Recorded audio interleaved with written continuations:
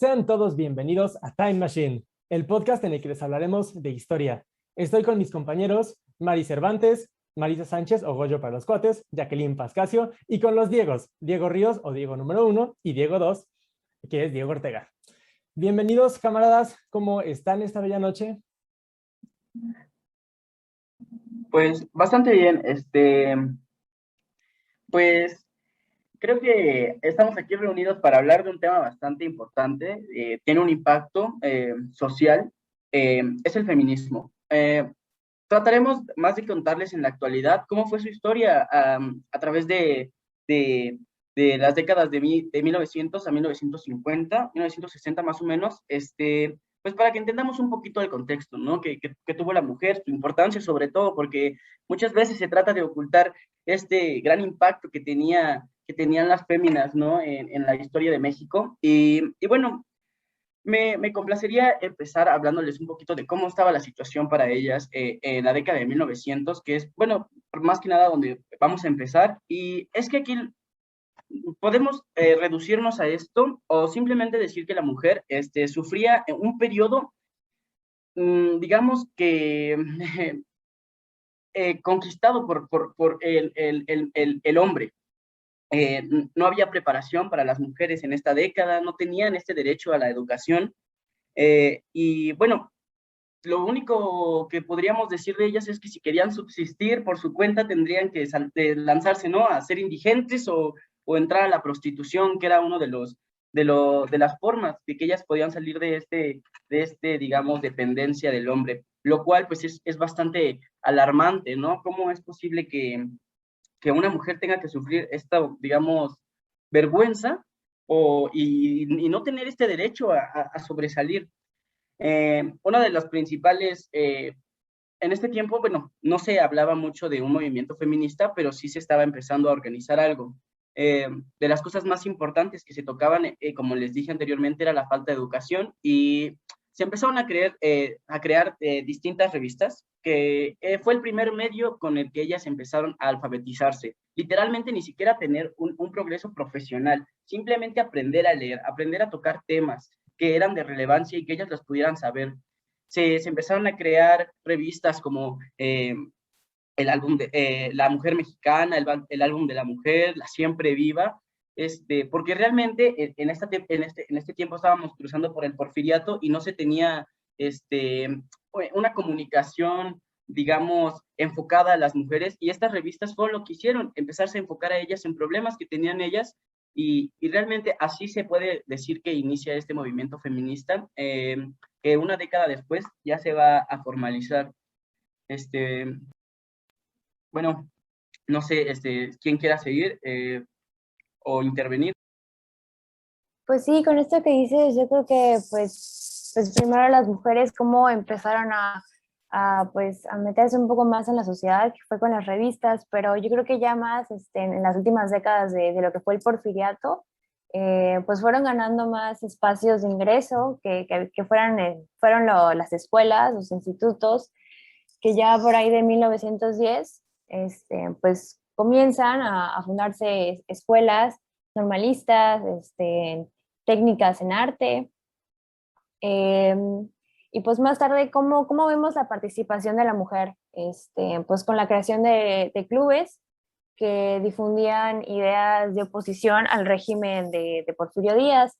Destacan clubes como el de Josefa Ortiz de Domínguez, que fue uno de los primeros. No fue exactamente en 1910, creo que fue más para 1908 o 1909, pero pues ahí ya empezábamos a ver estos ideales que las mujeres trataban de transmitir o de cierta manera de generar publicidad entre los centros obreros y de trabajo. Más adelante se encuentran otros clubes como el de las hijas de Cuauhtémoc, que encabezó Dolores Jiménez. También podemos señalar la creación de periódicos, como el Vesper, que fue creado por Juana Belén Gutiérrez, junto con Elisa Acuña. Fue un periódico pues de corta duración por esto mismo de los ideales de oposición que transmitían. pues se vieron obligadas a detener su publicación y en varias ocasiones fueron metidas a la cárcel por todo esto que querían difundir, ¿no? Pero pues no solo fue eso, o sea, la participación de la mujer también estaba viva en el campo de la batalla, por parte de los grupos zapatistas, los maderistas, los villistas, carrancistas. La mujer también estuvo activa en la línea de fuego, y esto pues lo podemos ver en pruebas de restos de armamentos que se resguardan actualmente en el archivo histórico, que pues las armas habían sido acondicionadas para mujeres, para que pues pudieran moverse con mayor facilidad en la guerra. Y sin embargo, aún así su participación pues digamos que sufría de ciertos estragos, porque pues realmente su intervención militar pues no era, bueno, no ocuparon cargos tan altos, o sea, solo fueron soldados, coronelas como Valentina Ramírez y Clara de Rocha. Algo que quieran compartir, no sé si tengan algo que decir con respecto a este periodo, que pues es muy importante, al menos eso considero. Pues a mí me parece importante recalcar que las mujeres han tenido un rol fundamental en la mayoría, si no es que en todos, de hecho, en todos las revoluciones, los cambios históricos que se han hecho, y aún así no se les recuerda, no se les identifica, como se dice, como se suele decir, la Revolución Mexicana no hubiera ocurrido si no fuera por las mujeres, ¿no? Así que a mí me parece justo que empecemos a recordarlas más por el papel que desempeñaron. Y pues con eso podemos pasar a la década de los años 20, a una década en la que nuestro país seguía con conflictos, pero ya necesariamente no eran los armados. Y bueno, creo que como mencionaste, Jackie, la revolución fue un gran paso para las mujeres, ya que les empezó a abrir puertas, como empezar a formar parte del movimiento como soldaderas. También de ahí empezaron a participar en estas, bueno, como enfermeras o en las escuelas, en las escuelas normales para maestras, ¿no? Me parece. Y en lo que se identifica más en la década de 1920 al 30 es justamente este avance que tuvieron las mujeres para continuar abriéndose paso en cargos incluso hasta políticos. Empezaron a participar más en cuanto a las revistas privadas, bueno, sí, como privadas que había, o que no eran públicas, en las que también se les incitaba a ya no ser solamente amas de casa, sino a participar en movimientos sociales, a ser parte de cargos políticos que fueran importantes.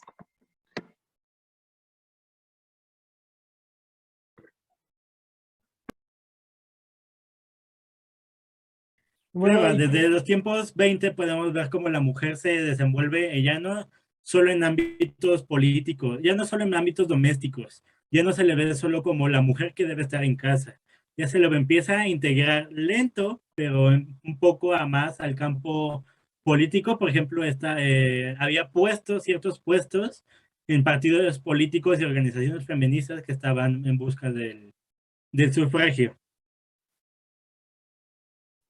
sí, y realmente es interesante recalcar, ¿no? Esta evolución, este movimiento, porque todo es una constante de ir regularmente obteniendo derechos, de ir obteniendo privilegios, de ir yendo más allá con lo que las mujeres logran en su lucha, ¿no? Y creo que esto se ejemplifica más en los años 30, que de nuevo fue una época de conflicto para México. México estaba en crisis, México tenía problemas, y fue de este conflicto el que se pudieron aprovechar para participar más en el campo laboral, ¿no? Como mencionaron anteriormente, las mujeres ya habían estado intentando entrar a puestos de trabajo que no fueran los estereotípicos de artista, de profesora de primaria, de estos puestos que, si bien son profesiones dignas, son bastante limitantes en muchos sentidos, ¿no? Entonces, yo creo que en los años 30 vimos un avance de este progreso en cuanto a la lucha que se ejemplifica con la entrada de la mujer al sector político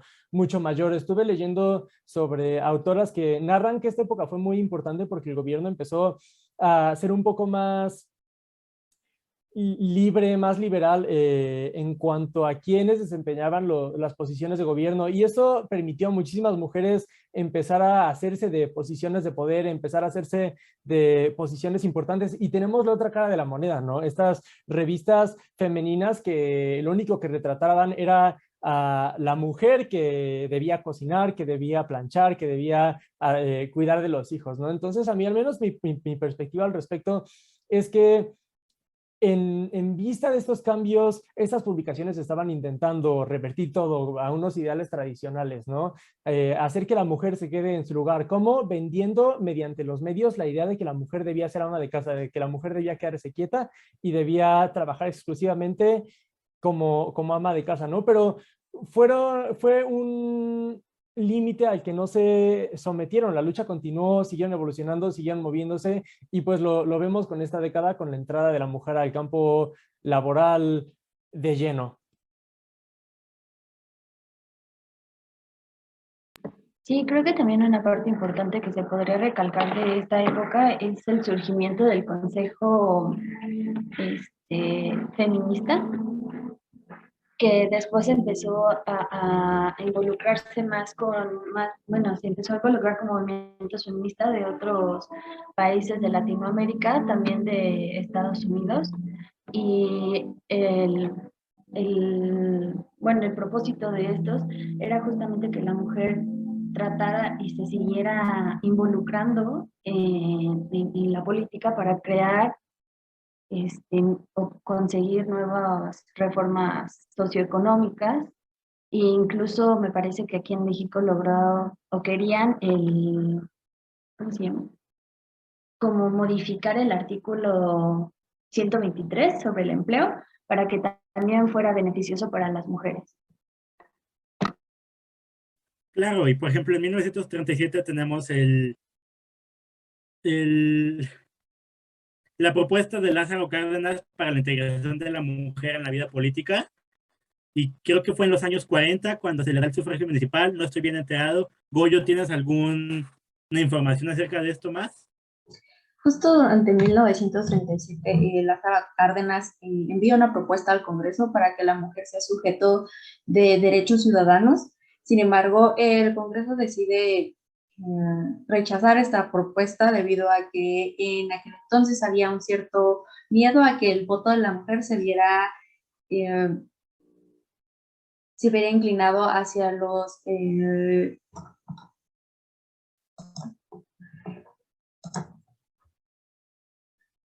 había un miedo del Congreso hacia que el voto o el sufragio femenino se viera inclinado hacia los ideales derechistas que en ese momento estaban justo renaciendo y predominando un poco dentro de la vida política mexicana.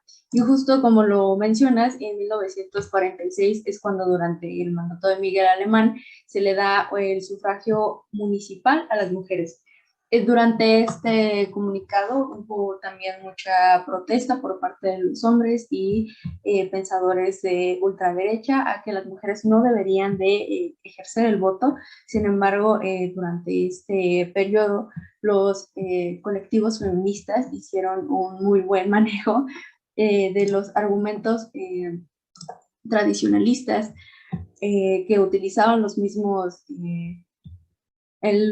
detractores del voto femenino para hacerlos sentir como un sentimiento de deuda hacia las mujeres y que era lo mínimo que podían hacerles.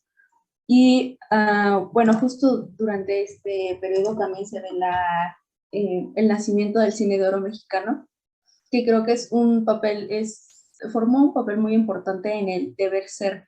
Como lo mencionaba el compañero Eric, siempre estuvo presente esta cuestión del deber ser dentro de las mujeres, y aunque hubo ciertas actrices que podríamos denominar como precursoras del feminismo y que estaban un poco a la vanguardia en el cómo las mujeres debían rebelarse ante los roles impuestos, sí que había predominaba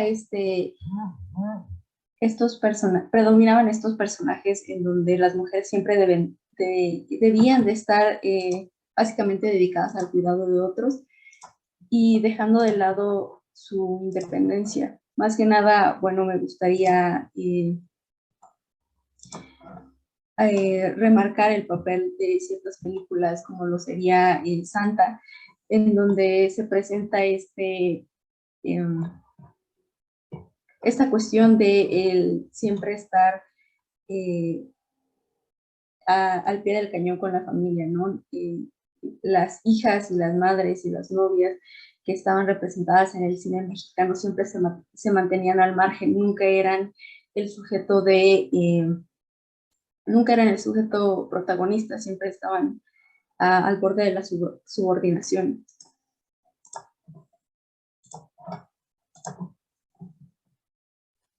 Claro, claro. Y por ejemplo, pues sí, como lo dices, ¿no?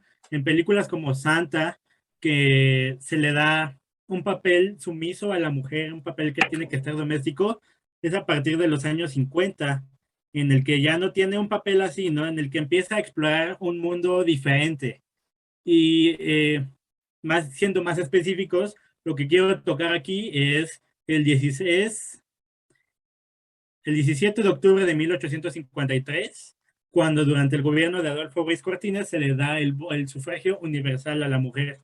Esto quiere decir que la hace un sujeto político y no solo la hizo un sujeto político para la toma de decisiones. Es durante este mismo año donde la primera presidenta municipal tomaba posesión en Pantepec, un municipio poblano que estaría al mando de María del Carmen Yáñez. Por ejemplo, esta época es sin duda una de las épocas más en la que florece el panorama para la mujer. Ya no solo se queda como la mujer que debe estar en casa, ya no solo se queda como la mujer que debe servirle al señor de la casa o al proveedor, ya no solo se queda como la mujer que es sumisa.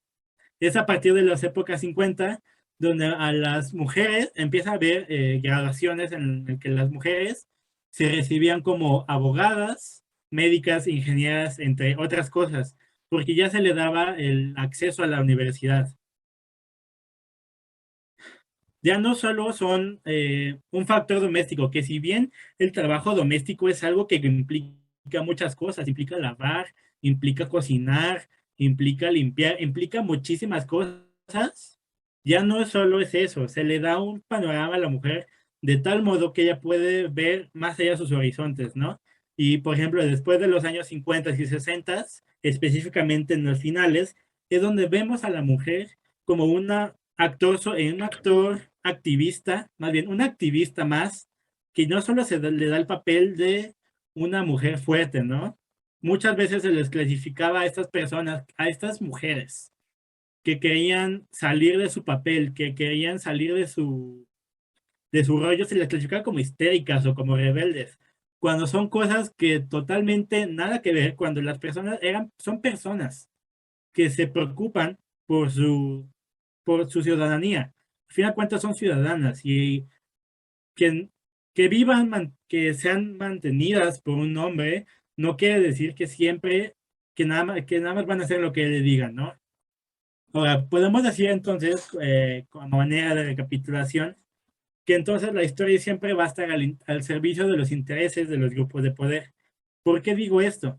Porque es aquí donde se tergiversan, se malentienden la historia, y esto le ayuda a los gobernantes, específicamente a los gobernantes que son quienes están encargados de los libros de texto, como la Secretaría de Educación Pública, nos crean un modelo político y un modelo social de nación que se alinee con sus intereses. Es un proceso meramente falso. No podemos decir que es apegado a la realidad, porque probablemente no les conviene decir que Pancho Villa era un asesino, un violador y demás. no les conviene decir que probablemente los niños héroes fueron inventados. Es entonces aquí donde mi reflexión viene y viene muy al caso. La historia a lo largo de los años nos ha hecho ver que muchos personajes históricos han sido puestos como héroes cuando no lo merecen. Unos se ponen como villanos cuando tienen cosas buenas. Muchas veces se crean personajes como por ejemplo los niños héroes, como mencionaba previamente, que no sabemos si sí existieron y no sabemos si las cosas realmente pasaron así, pero nos da un sentido de unidad que nos permite a todos tener una cohesión. Es este el modelo que siempre invisibiliza a los medios, al personaje, a grupos, específicamente a grupos. No puedo decir un personaje en específico, uno o dos. Estoy hablando de grupos. Y sea grupos, ya sea por su preferencia sexual, por su forma física incluso, pero lo más importante que es en nuestro tema sería que se les invisibiliza por su género. Se suele decir que la mujer estuvo presente en el fondo. Se suele decir que la mujer estuvo presente, pero que no participó y que nada más estuvo viendo, ¿no? Cuando realmente el papel de la mujer es muchísimo más grande de lo que nosotros podemos pensar. Y es aquí donde nosotros nos cuestionamos. ¿Cuántas mujeres hemos dejado pasar? ¿Cuántas mujeres nos hemos hecho o nos han hecho visto de la vista gorda para decir, no, ella no me importa, y no, ella no participó, y no, el verdadero héroe es Madero, y el verdadero símbolo patrio es Emiliano Zapata, y es Pancho Villa? No cuando nos dicen, por ejemplo, de Juana Belén. No nos dicen nombres como de Elisa Acuña. No nos dicen nombres, pues, significativos para la historia. Que aunque no se me viene de la mente, seguramente hay muchísimos nombres que quedaron en el fondo y que simplemente no les conviene decir que una mujer hizo mejor el trabajo que hizo un hombre. Muchas gracias. Yo creo que tu participación es muy certera y muy cierta en muchos aspectos y que es algo que tenemos que reflexionar si queremos seguir en esta sociedad y si queremos seguir en una sociedad mucho más igualitaria. Y pues bueno, ya se nos acabó el tiempo para este episodio. Muchas gracias por venir esta ocasión a platicar de estos temas tan importantes. Muchas gracias a quienes nos están escuchando. Por favor, les pedimos que se suscriban al canal de YouTube y que nos donen en Patreon para que podamos seguir haciendo este contenido. Esto fue Time Machine y les deseamos una linda noche. Nos vemos. Bye. Chao.